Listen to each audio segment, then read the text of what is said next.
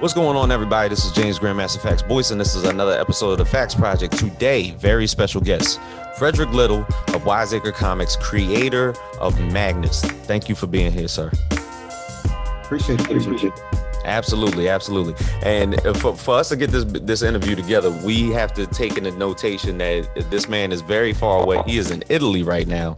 So the fact that we're even having this conversation internationally is a plus all its own. So once again, thank you for doing this. Now, in seeing this comic for the very first time, I gotta say, the artwork out of this world. You definitely didn't shy away from the fact that the creation of the artwork and putting this comic book together was going to be top notch. In talking about Magnus, we are talking about an intergalactic war and an abandoned prince reclaiming his birthright. If you could describe the story in a sense, a small summary of sorts, how would you do so? So I would tell you, think Black Panther, circle in a little bit of Invincible into a sci-fi superhero-based comic series. Nice. That's Mac. Now, did you directly catch inspiration from Black Panthers? Because in 2018, there was, of course, I'm going to say a ripple effect that happened in the Black indie comics community that calls for a lot of stories to be told that more than not would not have been told had not been for the success of Black Panther. It was more so an inspirational thought to where everybody feel like I've always had this story that I wanted to tell. And then this just more so proves that I could do it. So I will tell you, I went to see Black Panther with my family, and going into the movie theater, there were just massive crowds, right? And you have people dressed up for the occasion. And I'm sitting like just in awe. I'm like, wow, this is special. This movie has to mean something. It better be good, right? That's my thought process. After we were done watching it, we stayed back to just absorb the energy that came from that movie. When we walked out the theater, it was just people just talking, just expressing themselves. I was just so awestruck, like, wow, a movie had this much of an impact. And I asked myself, why? Why? It's something that the world didn't see coming, for one thing. It delved into a mythology that wasn't really captured on screen up until that point. And there was a lot of pride that was taken from a lot of folks and everything, speaking to them and whatnot, asking the question, what did you take from this movie? And the answer was, this is me. This is my family. This is my life. This movie resonated and spoke to me. And it did in such a way that when I left, I had a story that I had shelved that I kind of wrote back in my high school years. Never really thought about making it into a comic series, anything like that whatsoever. And it was my first entry to the comic world was a comic. And it delved into a lot of African mythology. But I also had another comic series, Magnus. It delved really, really deep into African mythology to the point to where I was like, you know what? I think I have something special here. And it reminds me so much of the world that they created for the movie Black Panther. And I asked myself, could I potentially do the same thing? Can I tell this story in a way that's very unique in itself to where it's different and it's its own little world? And so I did. I sought out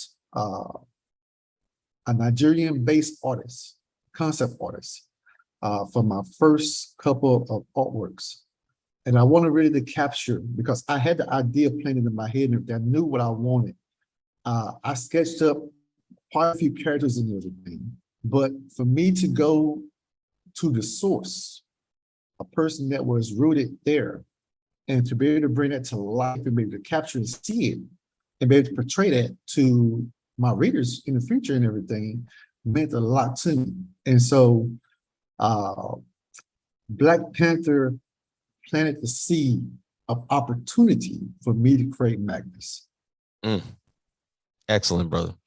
Now, what got you into the Yoruba mythology? So interesting story, right? 23andMe. Okay. After Black Panther, I was very interested into the roots of my family.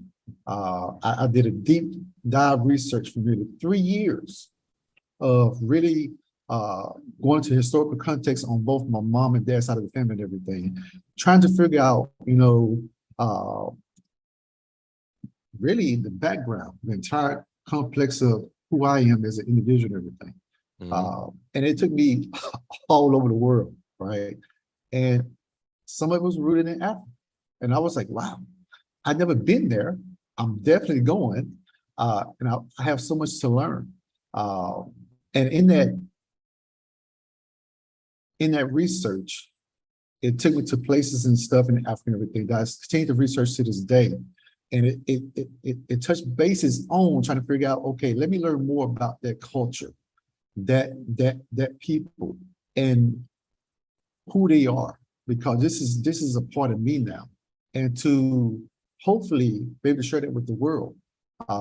And so as I started doing that research and everything, I remember one Christmas morning, I got the family together and I started showing them pictures. I started showing them, hey, look, this is my research. And they got so excited. And they was like, wow, you did this? I said, yes. I said, I wish I could do more. I just need answers and everything to be able to find the missing link to a lot of the questions and stuff I had. I felt, as I did a deep dive and everything, that those aspects of that culture and that mythology meant something. And I asked an important question.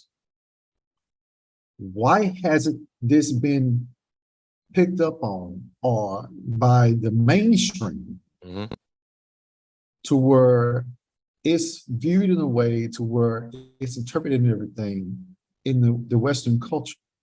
Right. And it wasn't there. And I said to myself, you know what, maybe I can be the person that bring it to the forefront, to maybe tell the story and everything, to share it to where there's an audience that's really has been quiet, to where I can bring their story to life and showcase their works and their culture in my society, in my way, and combine both worlds to where a comic fan and everything, a comic reader, will take that and appreciate it that much more. Yeah, for a lot of kids that, of course, have gone on to high school, the first thing that you're introduced to within mythology, Greek mythology, Roman mythology, those are the things that you get taught of extensively about those gods and goddesses in detail that you wouldn't necessarily see out of the Yoruba or West African mythologies. And it's pretty ignorant to a lot of mythologies that are pretty much out there that we haven't had yet to see. I'm sure there's so many, even in the continent of Africa, that we haven't even touched on aside of the Yoruba mythology. But more so, when you wanted to incorporate it in this comic book and basically tell a story that maybe a lot of people have not yet seen as far as character detail, character design, you wanted to interpret a lot of these gods and goddesses in a very protective way, that you wanted to showcase them and the truth beyond some of those characters that a lot of people have never seen. How were you able to basically transfer a lot of those strengths and characteristics into your own characters? So, and this pertaining to all of the characters and everything. All of the characters are very unique in their own little way.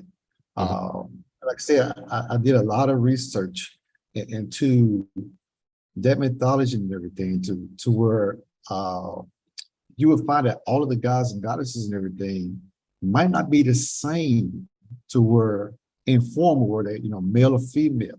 There might be, a god or goddess and everything that might be a god versus a goddess in that aspect. It's a little bit to where, I wanted to fit the profile of the story. But each one had their own narrative. That was very important to me, to where the reader and everything maybe digest that content and say, you know what, I can relate to that. That's pretty unique right there. And it had to look the part too at the same time. And so we really captured and we did a detailed breakdown. And I think it was very important that you don't shortchange the reading everything on this aspect of giving them the facts up front.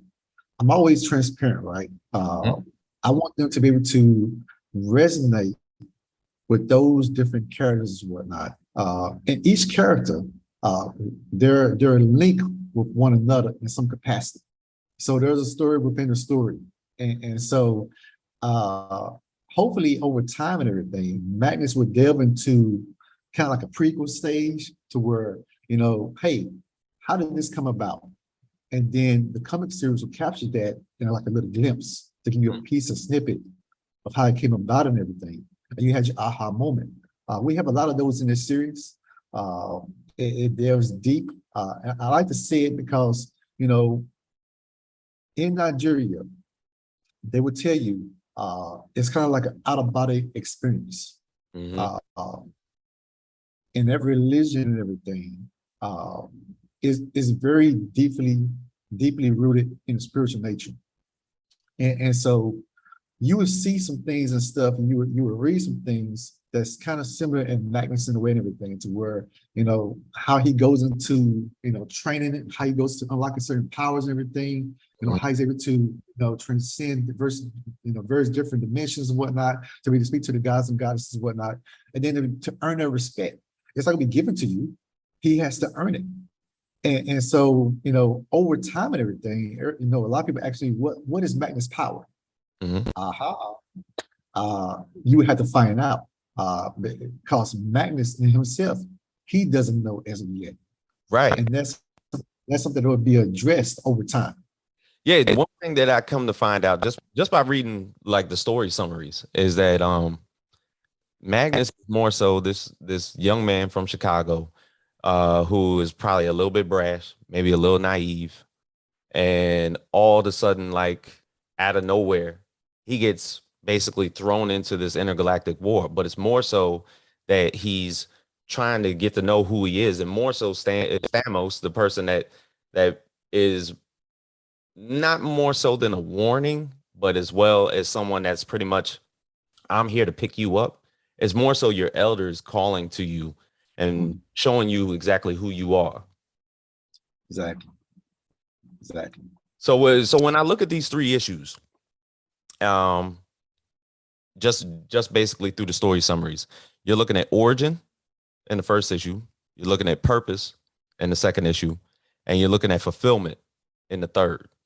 How did you shape this story in such a way that, not to say that it happens quickly, but the teachings of Stamos to Magnus and showcasing exactly who he is, to where, they feel like he is the only hope going forward, as in basically emboldening this planet Nulion. Like, as far as like creating the personality of Magnus, where did that come from? So, Magnus is his own person, right? He grew up in a single parent home. He didn't know his father. He only heard of stories and everything, right? And his mom didn't really give him the full story. It was kind of like to protect him in a way. And when time would come, he would hopefully rise to the occasion, and she would share the truth and everything with him. Looking at Stamos, Magnus, and Anik, these are 3 powerful characters. They're brothers. Kind of, you have the Cain and Abel effect and everything in a way. There's Okay. a little bit of a rift, and Stamos is the elder statesman. Magnus, there's a little backstory thing there, how you fled really young because there was a kind of like a coup with his younger brother who wanted to rise to power faster, and he just couldn't wait. So there's a lot of backstory there as well that we delve Okay. into. Yeah. And so you would, and speaking in terms of planet Nulion and Earth, they're much of the same, in a way. However, Earth has the resources that Nulion does not have. And so that's really the premise of the invasion and everything, to really either destroy Earth or take it for its resources and everything, which bring the gods and goddesses to the fray. Because you have these gods and goddesses and everything, like, hold up, time out, player. You can't come on my turf. This is my world, and you cannot destroy it and everything, right? And so now there's a rift amongst the gods and the goddesses and everything. You might start looking at pieces of the puzzle and say, you know what? What's happening here? Is it going to be like an all-out war, even in this dimension, in this space and everything, this side of the world? And so there's a lot happening. There's a lot of plots that we have put out there for the readers to be able to digest. And then also there's a human form that's also incorporated, that the government plays a huge role in the life of Magnus. And that story is very unique and everything in a way. The cast of characters that's surrounding Magnus really delves into who he is as a person that drives his personality. You would see a very unique relationship with him and Shantae, one of his best of friends and everything. And I won't delve too deep in there how we want to explore that relationship a little bit more in depth. But one of the biggest things that I took from when creating this world and delving deep into rich, deep storytelling, I look at Arrowverse, perfect example, right? Yeah. Multiple seasons and series and everything of story arcs across the board. And I asked myself, how was they able to do it? How did they get to the point where they can just continue to tell this story over and over and over time? And I'm like, man, this is unique. Because they developed the character and everything. They developed the relationships with those characters.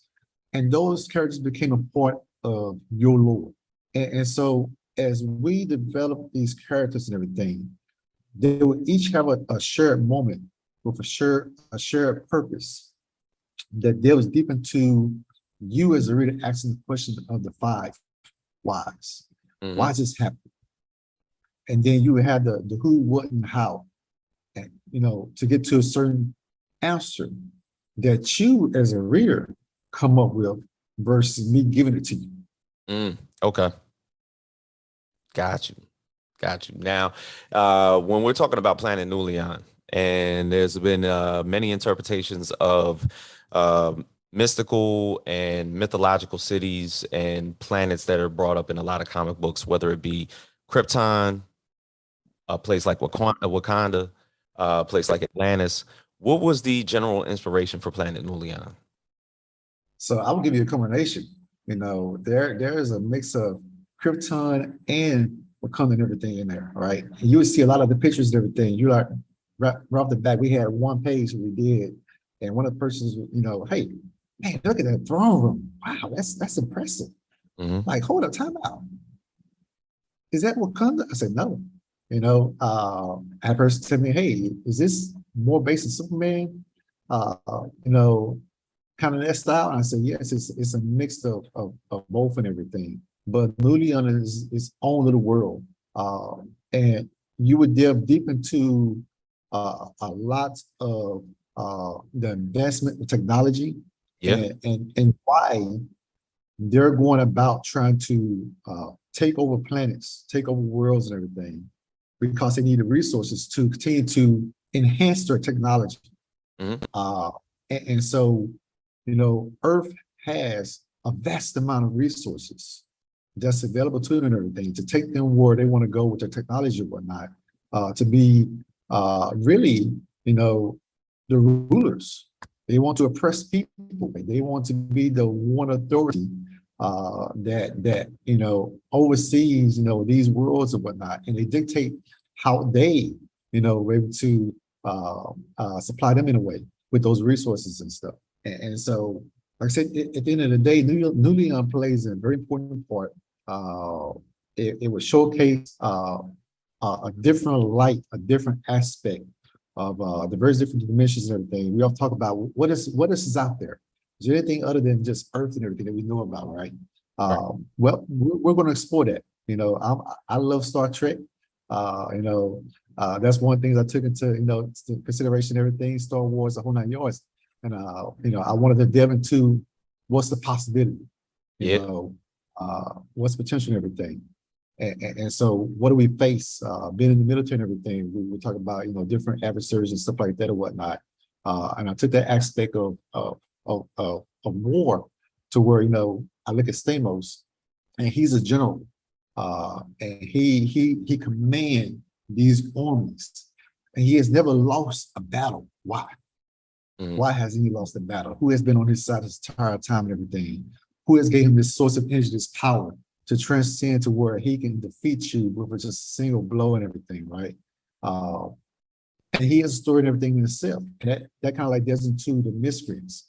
The miscreants is a unique collective of characters and everything. But again, they're their own little individuals and stuff that have backstories as well.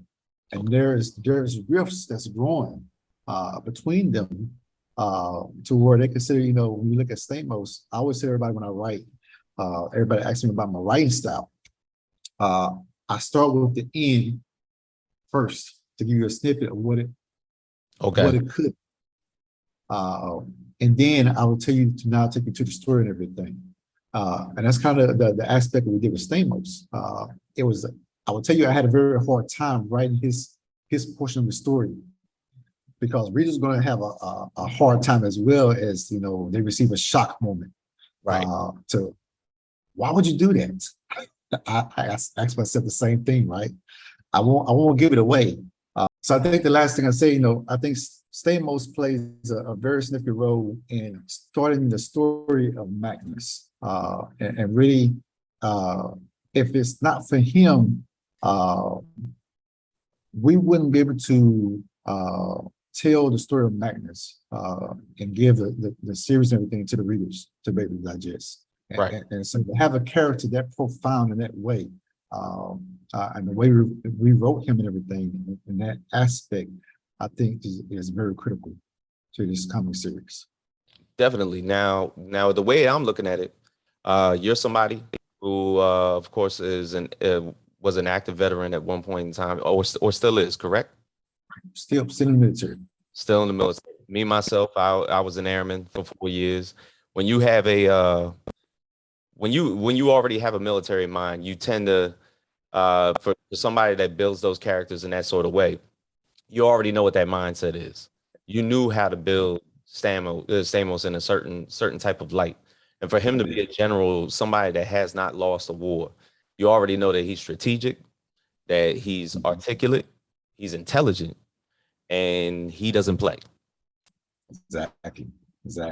So when it comes to, and I'm not going to call him a new recruit or anything like that, but the thing is, I know from my upbringing in the military is that you see a young, feeble mind that can be shaped into exactly what you need it to be in order to get the job done.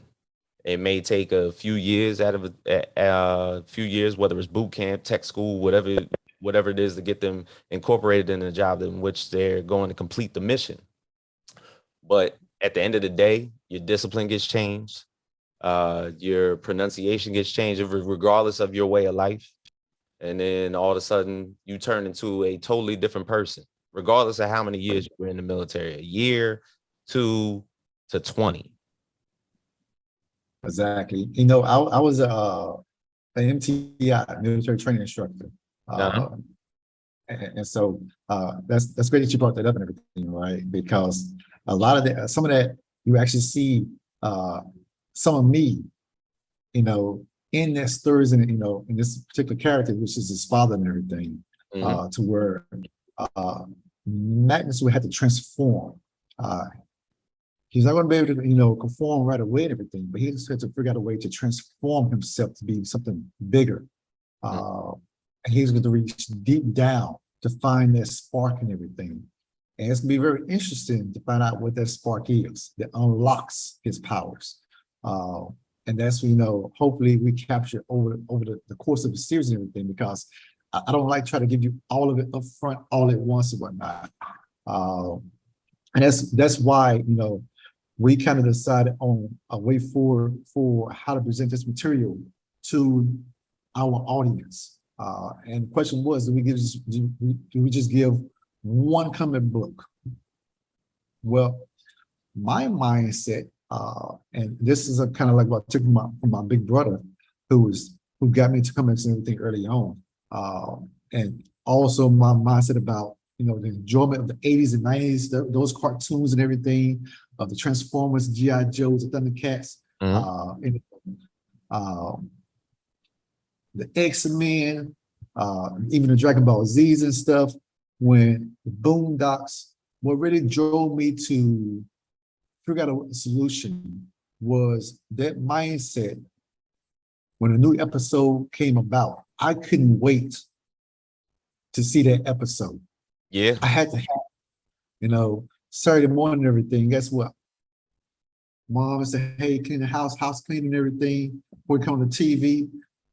We go grab a bowl of cereal. We sit in front of the TV and everything, wait for our favorite cartoons to come on.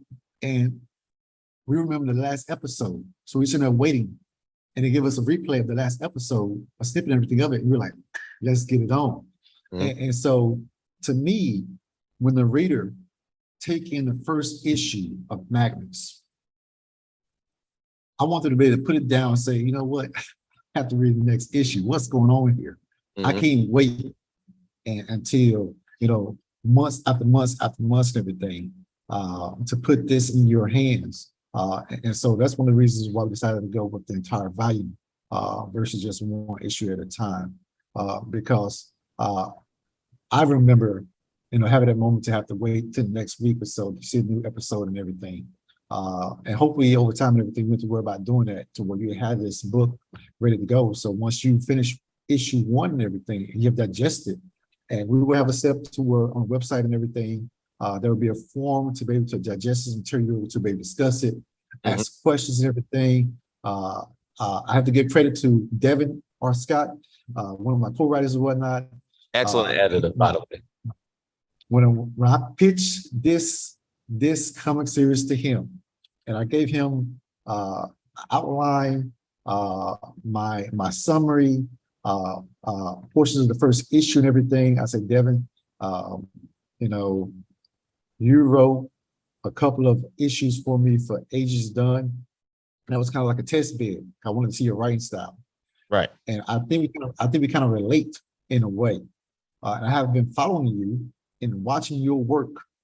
You probably haven't noticed this and everything, but I think we can bounce ideas off each other and everything and get in a state of mind to where we can feed off of it and create a world that's very different and unique, that no one has ever seen before, and bring it to life. And I have a story that I've never showed anyone that, I have been working on for quite a bit and everything. It's fully developed. But I need the right people on it.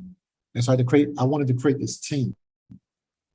And so I have to go back a little bit because this is how this Magnus really came about to forming Magnus itself. I met Tyler Martin from the Protagonist series and everything. Godhood Comics. And I remember sitting down with him and everything, and I was showing him some of my work. And I was, he said, Fred, I'm gonna be bluntly honest with you. And this trying to drive the art style and the high quality of Magnus the way it sits today for people to see and everything. He said, when I open your comic book, your covers look outstanding. But what's inside it, you lied to me. You told me a lie. This ain't gonna cut it. Now, as an individual coming to the comic world and everything, right? Anybody can say, you know what, that's a slap in the face. Right. And took that feedback and say, you know what, F you, whatever, I'm gonna continue to do my thing. Right. Instead, I took that as constructive feedback, criticism, and everything of, hey, I can improve, but how do I go about doing it? And in doing so, I had to go out there, I had to find a creative team that can bring my vision to life. And like I said, you know, between my concept artist, my lead artist, Bruno, my co-writer, Devin, my colorist, oh my goodness, KB, King Bowler, Edward Phillip is just amazing, just amazing. And he really captures the actual element that's very important but unique to Magnus itself.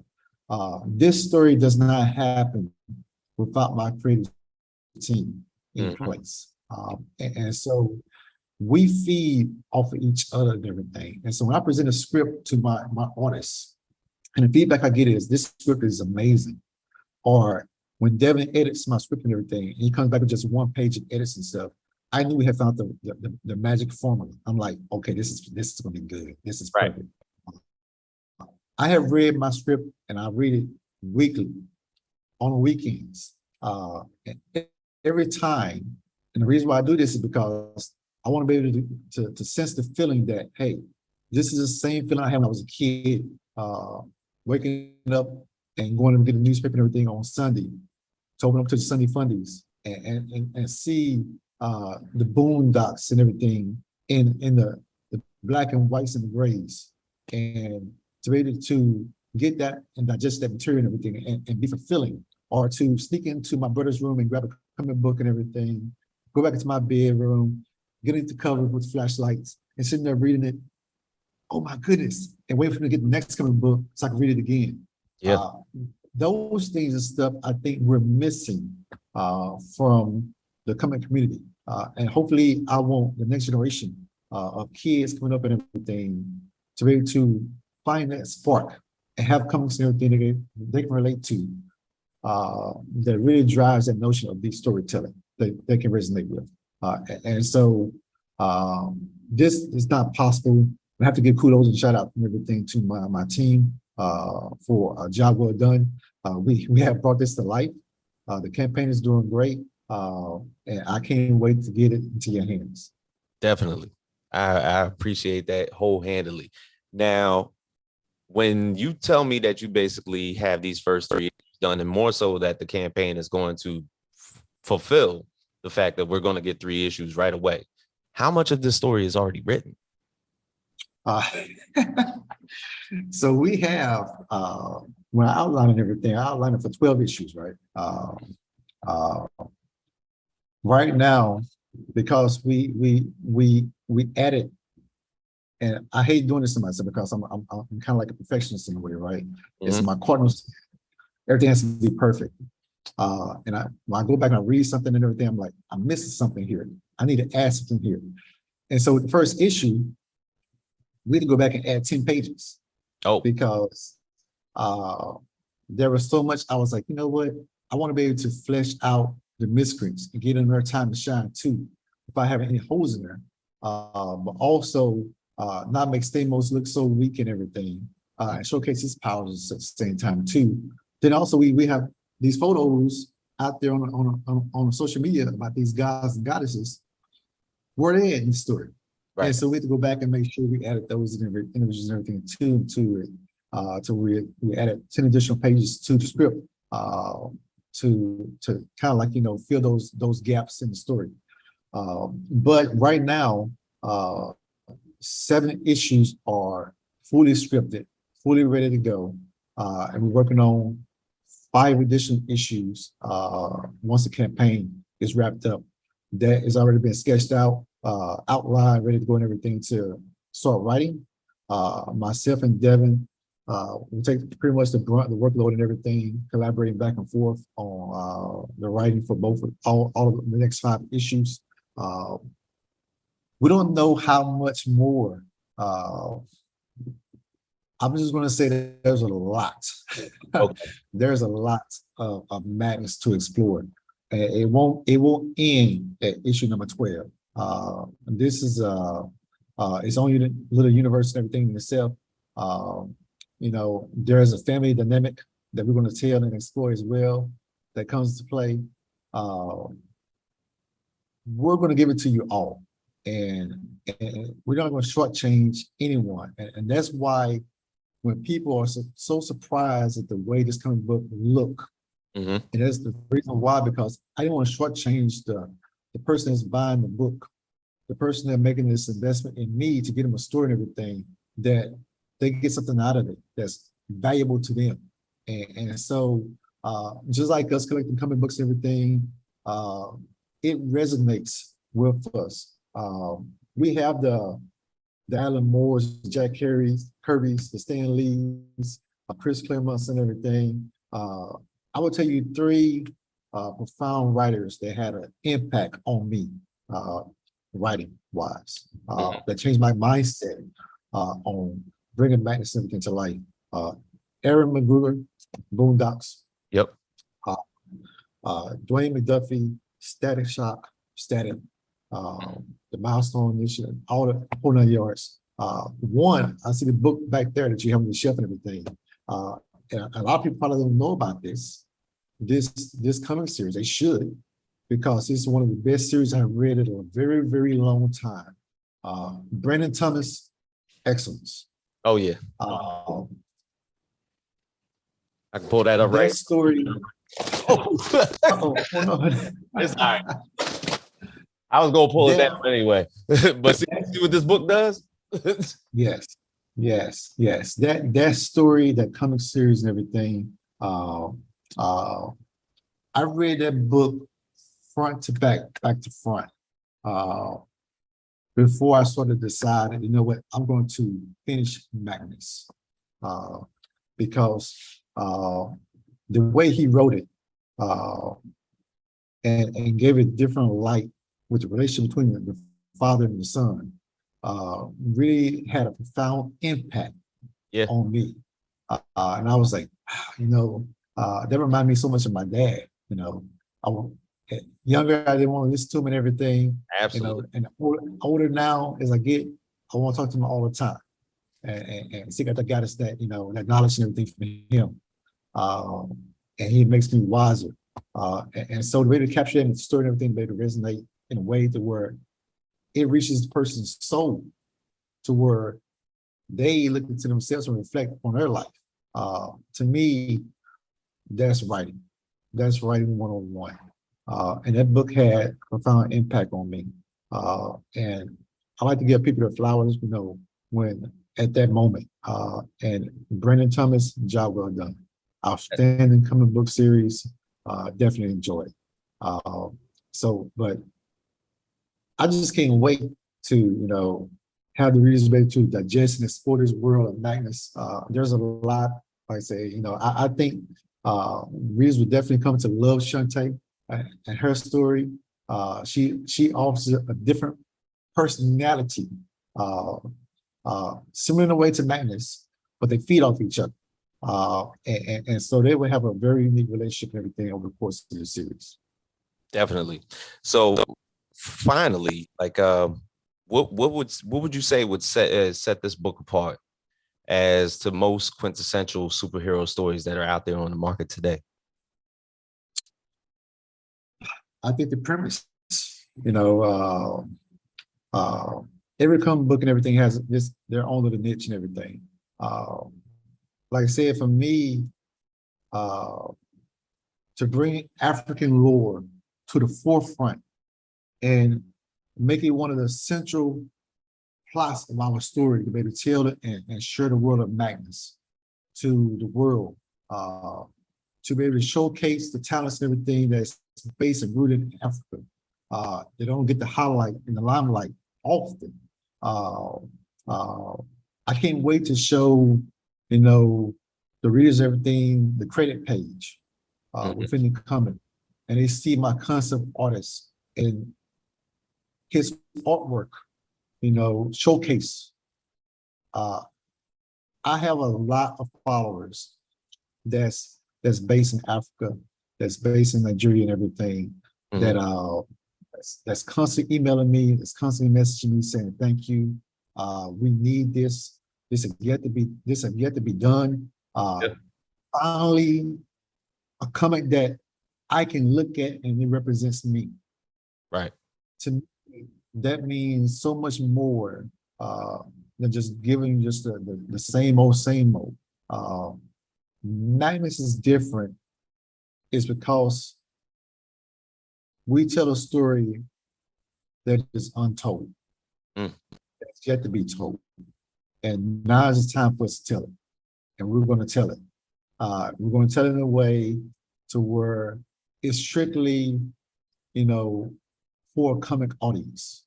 Right. And it's going to be a story and everything that resonates because you have yet to hear it.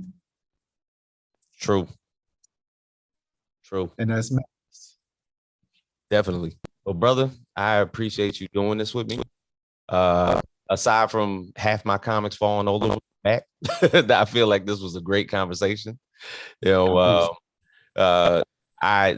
for one, I want this book in my hands. I'm glad that I was able to contribute to the campaign, and I only wish a lot of people who are putting these books out for the very first time, and for us to basically see Magnus forefront is definitely a must.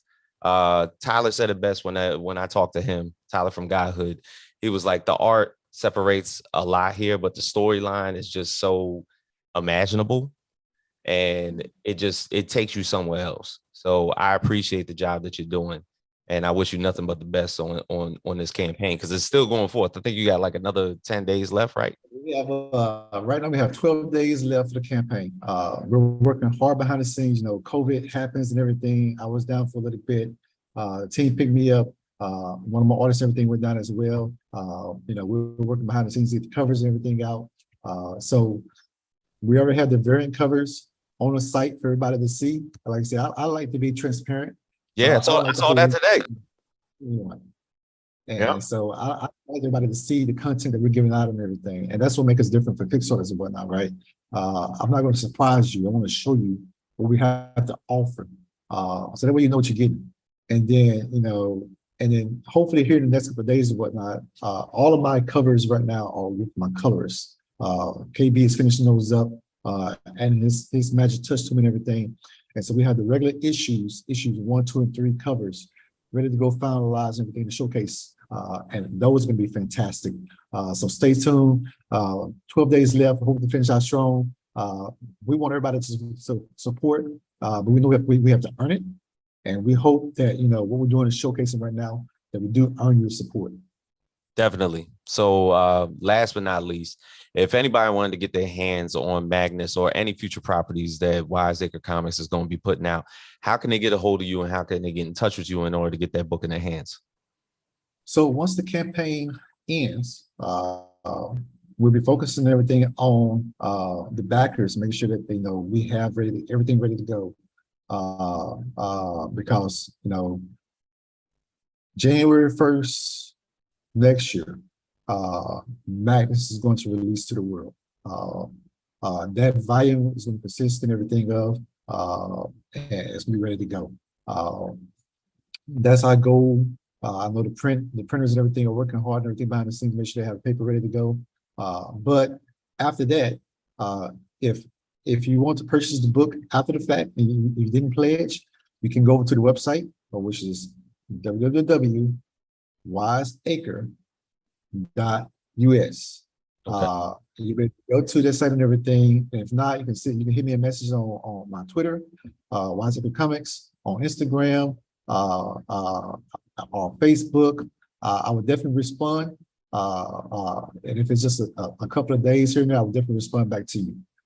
But you can find a lot of our content and everything about our other comic series, such as Akama, Ages Done, The Meadows, Crisis, across the board.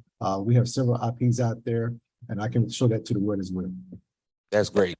Brother, I wish you nothing but the best, and I hope that hopefully someday, the next con season, that you're able to be over here on the US side so you can physically put books in people's hands at a lot of these conventions, because I feel like your book definitely needs to be out there a lot more. The Kickstarter, of course, is up in the next 12 days.